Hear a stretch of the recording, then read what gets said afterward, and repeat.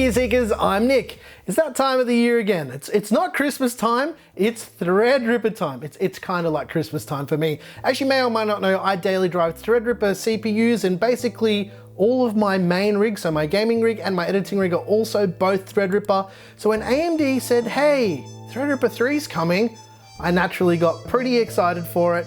And ladies and gentlemen, we get to present to you one of the first TRX40 boards on the market, the TRX40 AORUS XTREME from GIGABYTE. Now this board will only support Threadripper 3 CPUs, so without further ado, I'm gonna stop talking and we're gonna take a closer look at the TRX40 AORUS XTREME.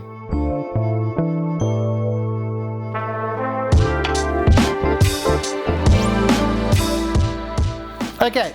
We're not going to voice over it. We're going to do this completely off the cuff. I've peeked in this box a little bit already. Haven't quite had a close look at the board. And yeah, let's get it out and see what it comes with, and then we'll take a look at the board itself. So let's get right into it, ladies and gents. Get excited, because I'm actually pretty excited for this. Let's get the board out of the way first. Out you go. Get out of here. Okay, we'll come back to you. Wow, that is one very heavy motherboard. Okay, first up, we have my favorite thing. It is all of the stickers that are basically let you know that you can be a MLG gamer. I don't know. Is that what that is, Claire? Looks like it. Okay, fair enough. Okay, that's a lot of stickers. Right, let's take this out first. First up, we've got the user guide / user manual. This will basically help you with things like overclocking and knowing where things are in the BIOS, and basically talking about all the features of the board.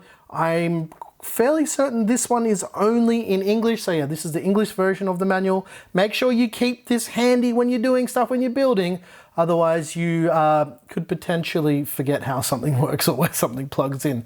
Yeah, but I mean, let's be honest, if you're buying a TRX40 board, you're gonna know a fair bit about computers already. Get that out of the way. Oh, okay. I guess I know why they call it the Extreme. We took a look at this with the X299X Extreme rather, but they've also included the PCIe Gen 4 storage card. This is actually quite interesting. I didn't know that they would be including this, but I guess they're probably going to include this with all the Extreme boards from now on, or the high-end desktop ones. It makes a lot of sense for them to do that. So yeah, you get one of those as well. All right, let's look at all the wires and all the cables and everything. Obviously, like I already showed, it comes with that storage card. There's a bunch of SATA cables. These are like fabric braided SATA cables. I'll show you them here as well, just in case you're interested. Quite nice. I usually do this with the Extreme boards. There should be 6. Yep, there's 6 all up, so in packs of 2. Okay, what else have we got in here? Okay, there's some addressable RGB to Corsair RGB connectors as well. They've been including this with their boards for about, I'm going to say 18 months now. Very nice that they include this now for those people out there who want to do Corsair RGB but don't want to use a Corsair controller. Okay, there's also a bunch of thermal probes in here too. They've also been including this with a lot of their high-end boards lately as well, which is quite nice too. There's also a breakout cable for the front panel connectors. They've been doing this recently with some of their high-end boards as well. It's just like a breakout cable, so basically you plug in all of your front panel lighting and the buttons and switches and stuff to turn your machine on. That's actually quite nice for that too. That way they can save on surface area on the board itself. There's a bunch of M.2 screws for the multiple M.2 slots on this board. From memory, I think it's 3.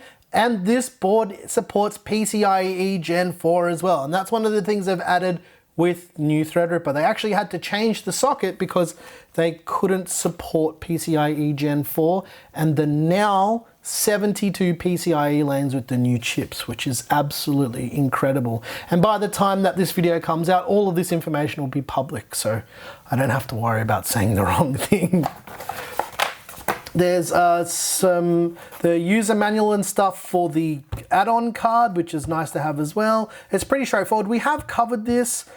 We might do a video specifically on this and setting it up with RAID in the future, which probably be something that I use for video editing. It'd be very, very handy.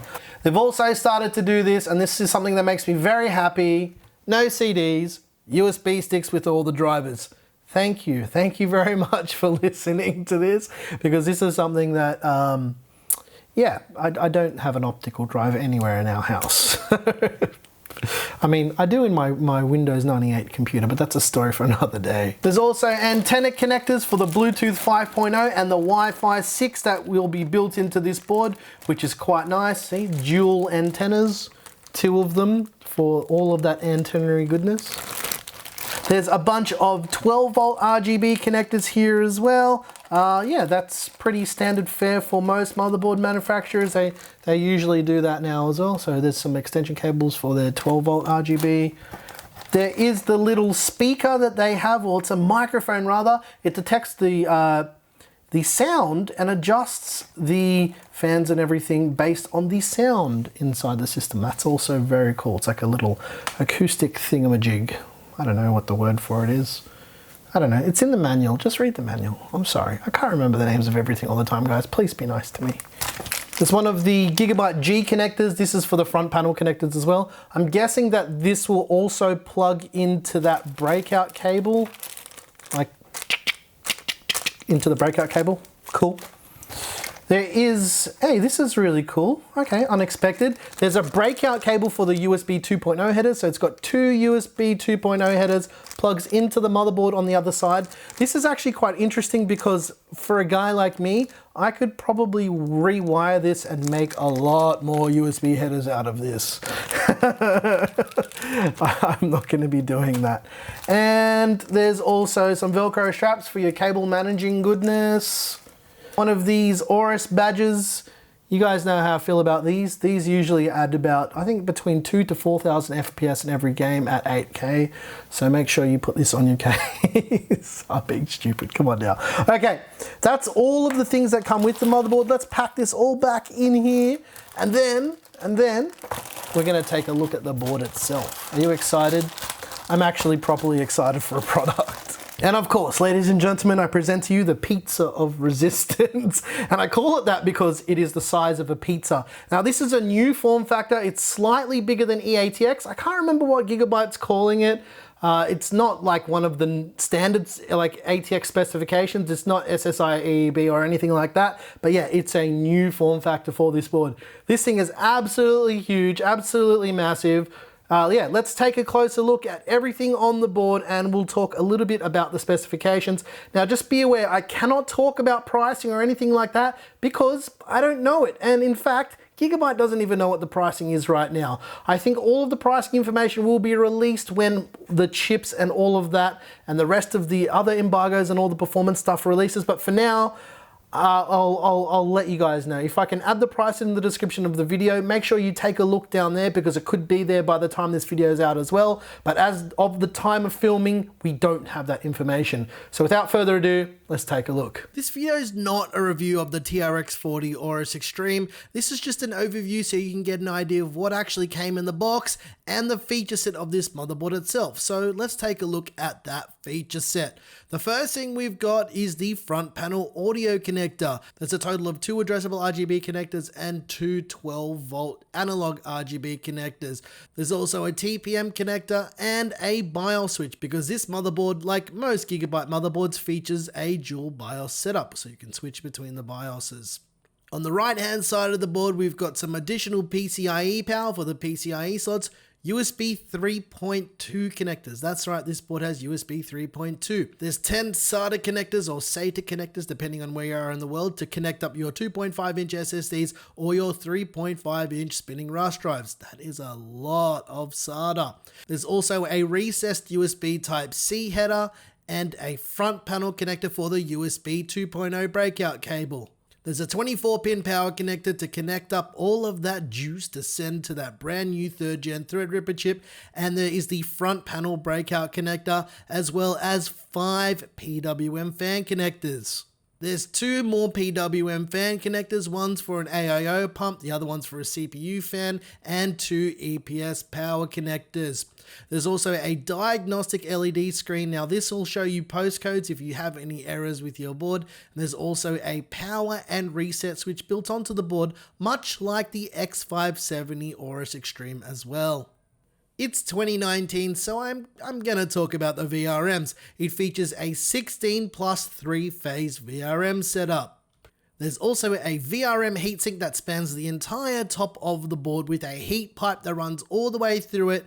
And that heat pipe connects up to another heatsink which is next to the I/O cover, and you'll notice there is an additional PWM fan connector because the VRM is also actively cooled, and there's an intake for the VRM cooling on the back of the I/O shield. AMD actually created a new socket for 3rd gen Threadripper. It's not a TR4 socket, although the cooler mounting is compatible. It's actually an STR4X socket, and that supports PCIe Gen 4 on the CPU. It also, much like the 1st and 2nd gen Threadripper, also supports quad channel memory. Now, I don't know how much memory this board supports, but I'm going to say it's going to be 256 gigs of RAM and up. But yeah, don't quote me on that. We're just not sure of all the specifications. All right, let's do a little bit of a time lapse here and take off all the top of the armor plating of the board so we can see all of the M.2 slots and everything that is underneath. There's 4 PCIe Gen 4 M.2 slots on this board for a lot of M.2 storage. There's also active chipset cooling, much like X570, but not like the X570 Extreme, which didn't have any active chipset cooling. There's also 4 PCIe Gen 4 slots. Now, if we go from top to bottom, the top slot is 16 times, the second slot is 8 times, the third slot is 16 times, and the last slot is 8 times. Much like the other Gigabyte high-end boards, like the X570 Extreme, the TRX40 AORUS XTREME also has a full cover backplate. And now this helps dissipate and evenly distribute the heat along the backside of the board. And last but not least, that rear I/O. There's a Q flash button and a clear CMOS button. All of the ports on this board are USB 3.2. There's antenna connectors for the Wi-Fi 6 and Bluetooth 5.0. There's dual 10 gigabit Ethernet. There's also USB Type-C as well, and 7.1 digital audio, as well as an integrated I/O shield. All right, you know what time it is, ladies and gents. It's time to engage cinematic mode.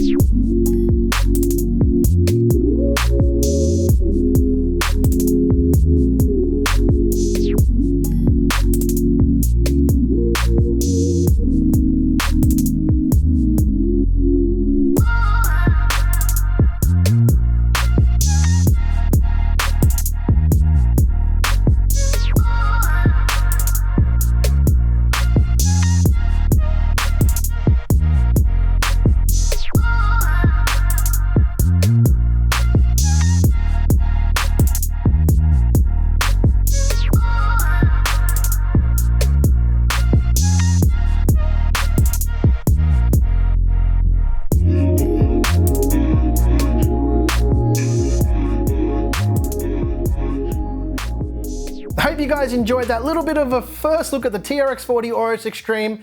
Now, I'm going to give you a little bit of an Easter egg for people who made it this far in the video. I'm actually doing a Threadripper 3 build for my new editing workstation, and the board that I will be using for that build is the TRX40 AORUS Master. And the reason why I'm going to use the Master, and you'll see it when we actually do our next motherboard video, is because it's a little bit more subdued and not as extreme as the Extreme. And yeah, I don't usually go for crazy boards. I like really practical boards, and I feel like the Aorus Master will be the one that you guys will be most interested in as well. By the time that this video comes out, all of the information about Threadripper 3 would have already been announced. In fact, I'm pretty sure we're going to be putting this video at the same time. Now, I wish there was more information about pricing and all of that we could share with you guys, but unfortunately, there's just nothing. We were sent the boards like we usually are, straight from Aorus.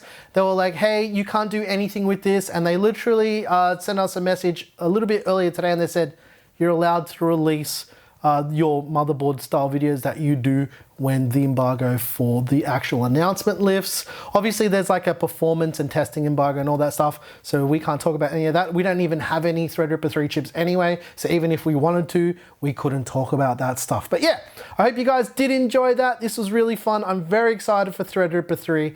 And yeah, we'll see you in the next one. So if you like this video, please like and subscribe. If you didn't like this video, you know what to do, and tell us what you hated about it. Once again, thank you so very much for watching. I'm your boy Nick with Gear Seekers. You peek, we seek. And I'm just going to apologize in advance to Steve from Hardware Unboxed. I didn't put the motherboard stuff in the box like very nicely. So yeah, don't hate me. Thanks for watching.